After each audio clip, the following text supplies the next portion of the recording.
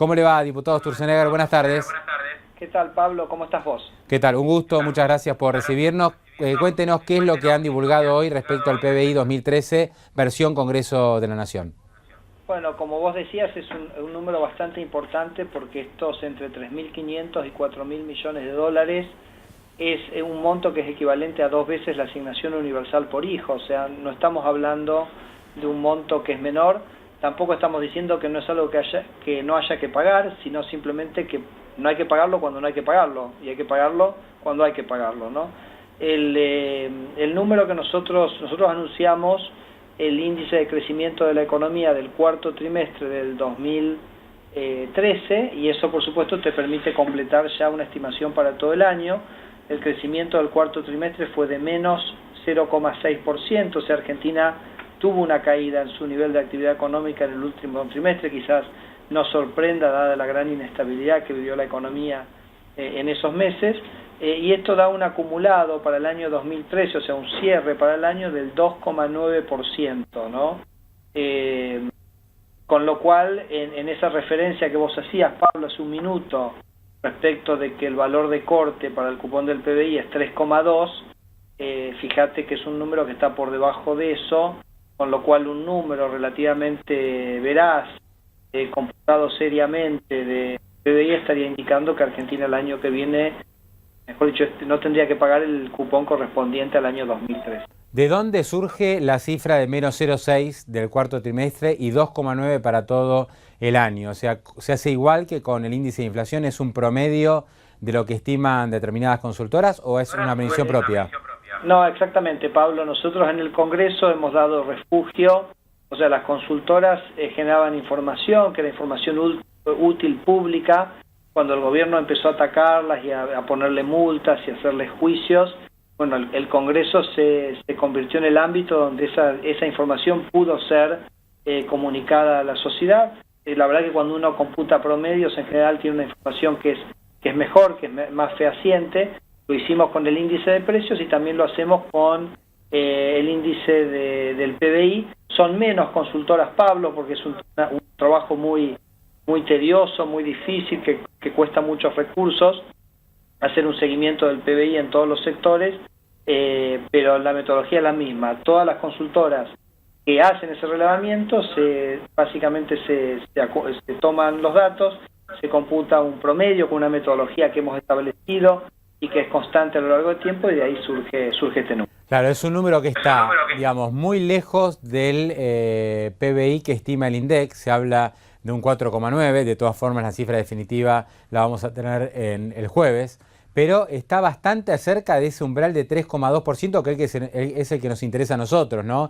Y es el que miran los inversores. O sea, 2,9 de 3,2 no está demasiado lejos, y hay consultoras como la de Orlando Ferreres, que nosotros consultamos la semana pasada, que les dio 3,1. O sea, hay algunas consultoras que lo que dicen es, le pegamos en el poste al 3,2. No está tan claro que el cupón PBI no deba ser pagado si se hubiera medido bien el índice, digamos, de crecimiento económico. Claro, bueno, el número que nosotros tenemos es el número que es el promedio, lamentablemente da por debajo, ¿no? Uno siempre quiere que el número de Argentina de crecimiento sea el más alto posible. El número que del INDEC se va a estar dando a conocer, como vos decías, en un par de días. El número de 4,9 que mencionaste es el que uno podría inferir de la publicación que se hace del estimador mensual de actividad económica, que es como un acercamiento al PBI que se publica mensualmente. Daría 4,9 en su desarrollo en el año 2013, pero, Pablo, el INDEC va a estar haciendo una revisión metodológica de la base de cómputo del PBI de los sectores, tomando cuenta el último censo económico y agropecuario, con lo cual la verdad que el número que se dé a conocer en unos días es realmente una sorpresa respecto de lo que puede publicar el gobierno. Con la metodología que venimos hasta ahora, bueno, este es el número. Nosotros dijimos que realmente sería realmente una cosa muy preocupante que por falsear las estadísticas para, no sé, mostrar alguna noticia mejor de la que es la realidad, uno esté comprometiendo, por ejemplo, los recursos, como yo te decía, que es el equivalente a 10% del IVA o 2 veces la asignación universal por hijo. No, realmente es mucha plata la que hay en juego, ¿no? Piso 3.500 millones de dólares. Algunos dicen, bueno, lo que pasa es que el cupón igual lo tienen organismos oficiales, pero esto es parcial. Hay muchos inversores aquí afuera que tienen cupón PBI que están esperando el pago. El otro día, hablando con alguien de la Secretaría de Finanzas, me decían, a esta altura mejor que paguemos el cupón porque si no lo pagamos las consecuencias van a ser peores, nos matan, ¿no? Como diciendo, bueno, Argentina menos serio todavía, pero claro, es una falsedad sobre otra falsedad, es muy complicado para el gobierno. Si lo paga, estaría pagando por una sobreestimación del producto. Si no lo paga, realmente se está falseando toda la estadística publicada durante el 2013 prácticamente. Es un tema complejo, ¿no?, para el funcionario. No, yo creo que, digamos, lo que necesitamos es un país que se cumpla la ley, porque nosotros decimos, está bien, hay que pagar el cupón, pero cuando hay que pagarlo. Entonces digo, hay que cumplir la ley. Ese es, digamos, el aspecto fundamental de que un país funcione y que tenga credibilidad, y en vez que el riesgo país esté en 850, esté en 400 puntos básicos, ¿no? Y que estos activos todos valgan muchísimo más. Lo que pasa es que tenemos un problema de base acá, que es la mentira, ¿no? Una mentira que lleva 7 años y que parece no corregirse. Tampoco tuvimos un número de inflación que fue medianamente certero en enero, pero que ya generó muchísimas dudas en lo que hace a febrero. Yo personalmente pienso que el número de febrero estuvo manipulado y que no fue un número inferior al verdadero.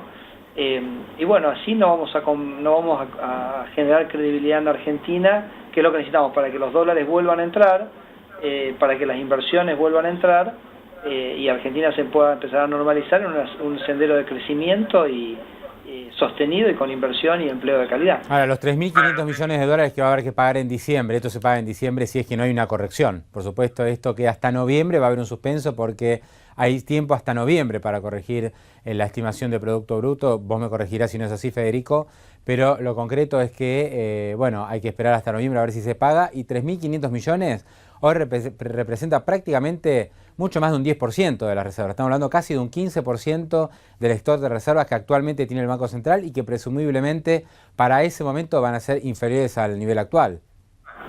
Sí, bueno, lo de las reservas no lo sabemos, ¿no? O sea, la evolución de las reservas depende de qué es lo que el gobierno decida hacer con el tipo de cambio. Por ejemplo, si el gobierno decidiera liberar el tipo de cambio mañana, bueno, no se pierde un solo peso más de reservas, ¿no? Así que, pero también creo que esa incertidumbre que vos decís que tenemos y estas dificultades de análisis también se traspasan a esto, ¿no? No sabemos qué régimen cambiario efectivamente está sosteniendo el gobierno, no sabemos cuánto quiere que se abra o se cierre el cepo, y así que, bueno, las incógnitas en esto permanecerán, como vos bien decías, porque lo que gatilla finalmente el pago del cupón es la revisión del tercer trimestre.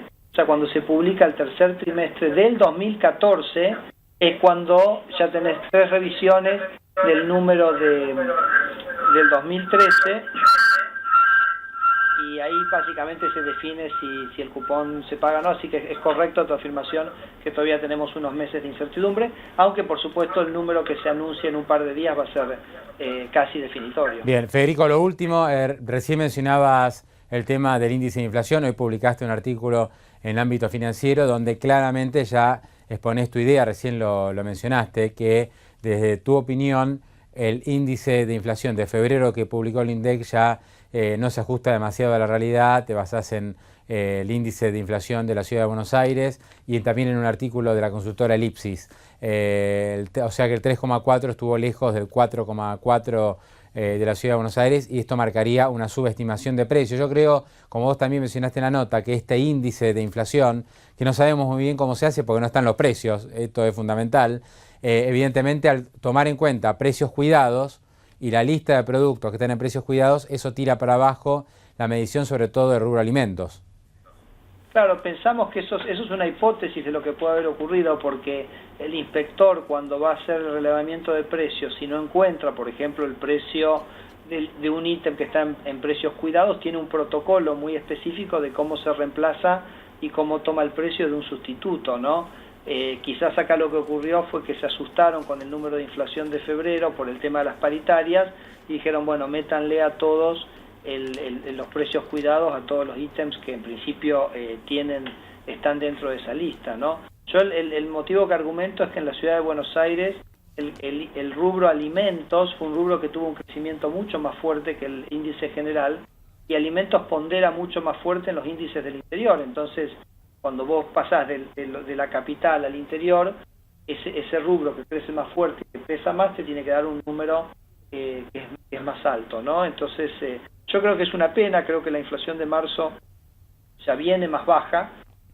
Creo que hay una posibilidad de que la inflación se mantenga baja por algún tiempo, porque el Banco Central está absorbiendo dinero, básicamente financiándose con el sector financiero, ¿no? O sea que tampoco es una cosa, Pablo, que se va a poder sostener mucho tiempo, aunque sí se va a poder sostener unos cuantos meses, y los problemas de fondo o estructurales por los cuales tenemos el problema de la inflación, que es la ineficacia y el gasto demasiado excesivo del gobierno, gasto en corrupción, en clientelismo, cosas que no le sirven a la gente, eso no se está atacando de ninguna manera, ¿no? Por eso la gente tampoco cree que la inflación en Argentina baja, por eso las tasas a las cuales el sector financiero le presta al Banco Central son altísimas, y no logra bajar porque hay un problema de credibilidad. Ahora esto, decir un número del PBI que es falso, decir un número de inflación que es falso, son todas cosas que realmente no sirven para consolidar esa credibilidad que realmente el país necesita, diría casi con urgencia, ¿no? Porque además